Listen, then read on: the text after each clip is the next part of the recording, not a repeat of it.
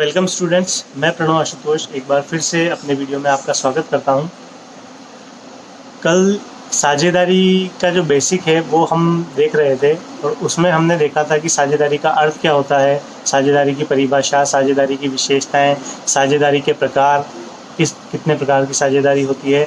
और इसके अलावा एक चीज़ और हमने डिस्कस करी थी कि साझेदारी संलेख क्या होता है। साझेदारी संलेख से हम आज कंटिन्यू कर रहे हैं। साझेदारी संलेख क्या होता है? साझेदारों के मध्य लिखित समझौते को साझेदारी संलेख कहा जाता है। इसमें 20-21 के करीब तत्व होते हैं जो ये बातें होती है जो साझेदारी को गवर्न करती है। लेकिन अगर साझेदारी संलेख नहीं हो तो क्या होगा?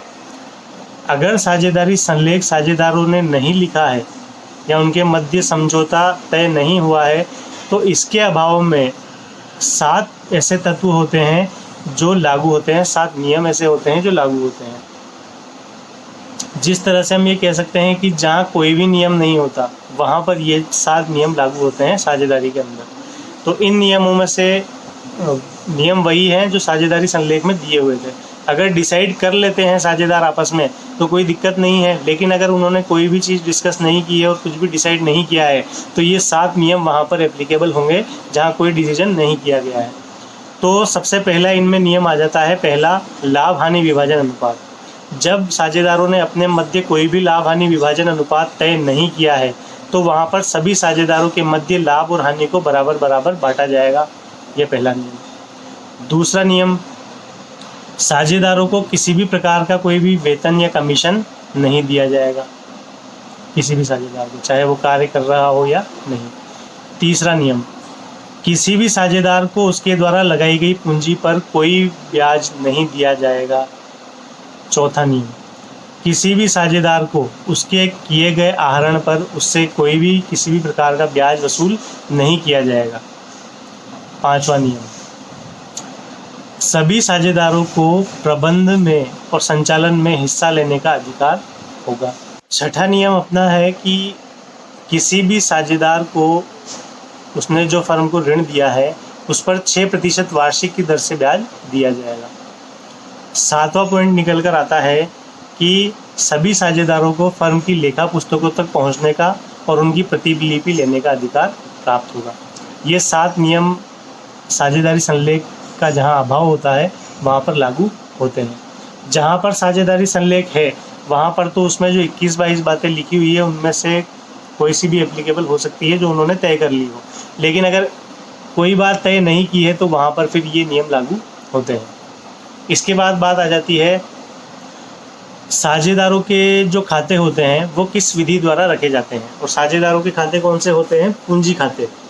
साझेदारों के पूंजी खाते रखने के लिए साझेदारी में 2 विधियाँ आमतौर पर प्रचलित है। उनमें से पहली है स्थिर पूंजी खाता विधि और दूसरी है परिवर्तनशील पूंजी खाता विधि। पहली वाली विधि की हम बात करते हैं। स्थिर पूंजी खाता विधि में क्या होता है? 2 प्रकार के खाते खोले जाते हैं। पहला खाता जो रहता है पूंजी खाता, यानी कि साझेदार का पूंजी खाता, और दूसरा रहता है साझेदार का चालू खाता। क्योंकि यहाँ पर जैसा कि विधि के नाम से हमें पता चल रहा है, स्थिर पूंजी खाता विधि में साझेदार की पूंजी स्थिर रहती है और पूंजी खाते में केवल प्रारंभिक शेष एवं अंतिम शेष का लेखा ही होता है। अगर साझेदार ने कोई अतिरिक्त पूंजी लगाई है या फिर पूंजी के किसी भाग का या पूरी पूंजी का उसने परमानेंट विड्रॉल कर लिया है, यानी कि हमेशा के लिए उसे निकाल लिया है, तो ही आपको पूंजी खाते में लेखा करना है।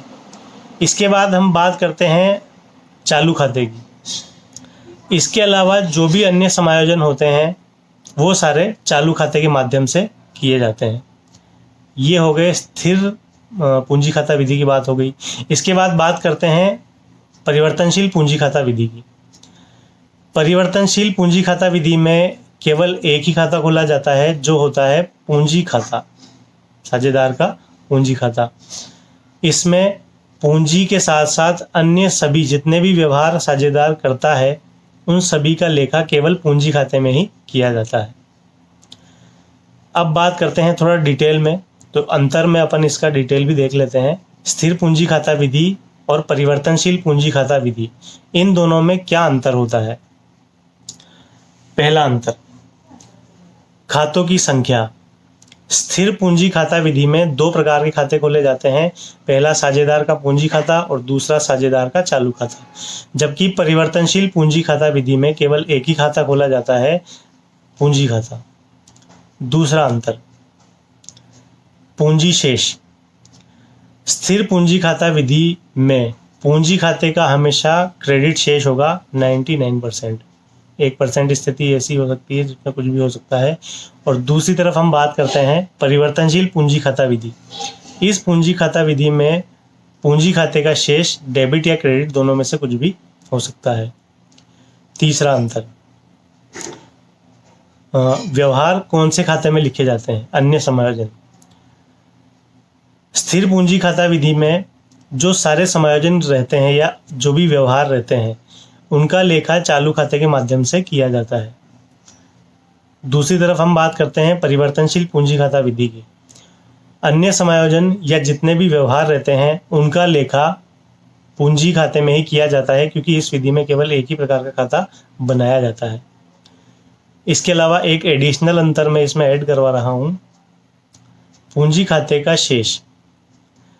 स्थिर पूंजी खाता विधि में हर व्यवहार के साथ पूंजी खाते का शेष नहीं बदलता है, क्योंकि ये स्थिर पूंजी खाता विधि है। जबकि परिवर्तनशील पूंजी खाता विधि में हर समायोजन के साथ पूंजी खाते का शेष बदलता रहता है। ये एक एडिशनल अंतर मैंने इसमें दिखाया है। इसके बाद अपन बात करते हैं कि इन दोनों खातों के फॉर्मेट में क्या अंतर होता है, दोनों विधियों में जो खाते बनाए जाते हैं उनमें क्या अंतर रहता है। तो जैसा कि आप सामने चार्ट पर देख पा रहे हैं, स्थिर पूंजी खाता विधि में दो प्रकार के खाते अपन ने बना रखे हैं। पहला है पार्टनर्स कैपिटल अकाउंट और दूसरा है partners current account. Partners capital account में सबसे पहले क्रेडिट साइड में अपन ने बाय बैलेंस बीडी लिखा हुआ है, जो पिछले साल का शेष हम आगे लेकर आए हैं। उसके बाद अगर आपने कोई एडिशनल कैपिटल इंट्रोड्यूस करी है तो उसके लिए अपन ने बाय कैश बैंक करके उसके अमाउंट को लिखा हुआ है। अगर आपने कोई परमानेंट विड्रॉल ऑफ कैपिटल किया है तो डेबिट साइड में टू कैश या bank permanent withdrawal of capital इसका अमाउंट लिखा हुआ है, और इसके नीचे जो आपका वर्ष के अंत में बैलेंस बचा टू बैलेंस सीडी वो लिखा हुआ है। और इसके साथ साथ जो अकाउंट बनाया जाता है partners current account. Partners current account का जो बैलेंस होता है वो कोई सा भी हो सकता है, डेबिट भी हो सकता है और क्रेडिट भी हो सकता है। इसी वजह से दोनों साइड में ऊपर टू बैलेंस बीडी और बाय बैलेंस बीडी लिखा हुआ है। क्रेडिट साइड की हम अब बात करते हैं, तो यहाँ पर पहली जो प्रविष्टि है वो है बाय इंटरेस्ट ऑन कैपिटल। साझेदार को उसकी पूंजी पर जो ब्याज प्राप्त हुआ है उसका अमाउंट। दूसरा है बाय सैलरी, अगर उसने कोई वेतन प्राप्त किया है तो उसका अमाउंट। बाय कमीशन, अगर उसे किसी प्रकार का कोई कमीशन मिला है तो वो। और इसके बाद बाय P&L एप्रोप्रिएशन अकाउंट, अगर उसे लाभ में कोई हिस्सा प्राप्त हुआ है तो उसका अमाउंट। इसके बाद डेबिट साइड की बात करते हैं, टू ड्रॉइंग्स, अगर उसने कोई आहरण किया है तो उसको यहाँ पर हम डेबिट साइड में लिख देंगे। इंटरेस्ट ऑन ड्राइंग्स, अगर कोई इंटरेस्ट उसके आहरण पर लगा है, कोई ब्याज उसके आहरण पर हमने चार्ज किया है यानी कि फर्म ने, तो उसका अमाउंट आ जाएगा। इसके बाद टू P&L एप्रोप्रिएशन अकाउंट, हम लॉस यानी कि उससे कोई हानि हुई है, फर्म को कोई हानि हुई और उसका हिस्सा कोई साझेदार का बनता है तो वो यहाँ पर आएगा। और इसके बाद लास्ट जो इसमें है टू बैलेंस CD, यानी कि जो बैलेंस इसका बचेगा वर्ष के अंत में वो। अब परिवर्तनशील पूंजी खाता विधि में केवल पूंजी खाता बनाया जाता है और इन दोनों खातों को मिलाकर सारी प्रविष्टियाँ इस खाते में आ जाएगी परिवर्तनशील पूंजी खाता विधि के अंतर्गत, इसलिए यहाँ पर वो आपको बनाकर मैंने नहीं बताया है। अगर इन दोनों खातों को मिला दिया जाएगा तो वो सारी प्रविष्टियाँ कौन सी हो जाएगी, परिवर्तनशील पूंजी खाता विधि में पूंजी खाता, इसका फॉर्मेट ये बन जाएगा।